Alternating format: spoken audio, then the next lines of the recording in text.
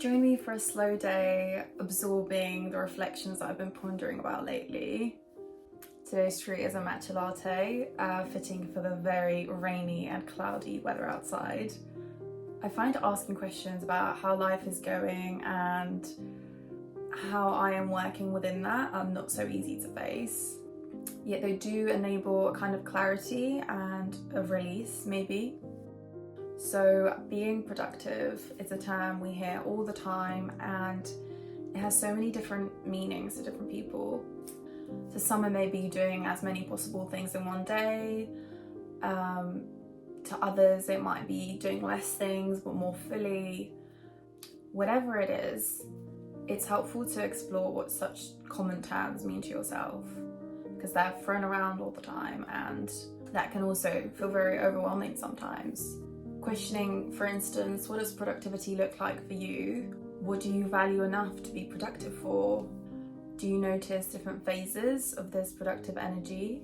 And one that has intrigued me at the moment is, how can you prepare to grasp what you can in these different ways of productivity? Perhaps with some lower energy days, I'm only able to be productive with the necessary tasks. Simply realizing that the capacity of my productivity is low at that time, I'm more awarely allowing the energy to recover and transform into the next stage. And perhaps in some phases, I'm just recovering this motivation within me, because we can't just keep running without any breaks, without time to nurture our energy.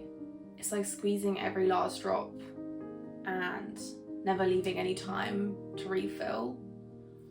So you're always just going to be like pushing and pushing. Or just like when it rains and it's either a scattered rain where the sun is seen here and there, or it just rains. All is felt so that the next days are sunny without too many clouds sticking around.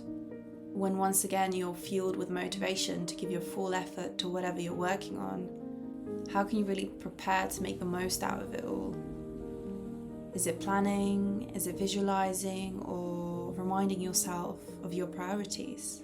And I don't know the answer to that, but I suppose questioning it allows me to experiment and try different things and find what works well and what doesn't, rather than looking away completely and not bothering to try something different because it's either too scary or comfortable. Because I know it's going to rain again, of course, but with understanding a little more how you are during these different waves, there's opportunity for making the most out of the low and the high times, as energy is a movement, and getting to know that movement makes it easier to try and ride the waves.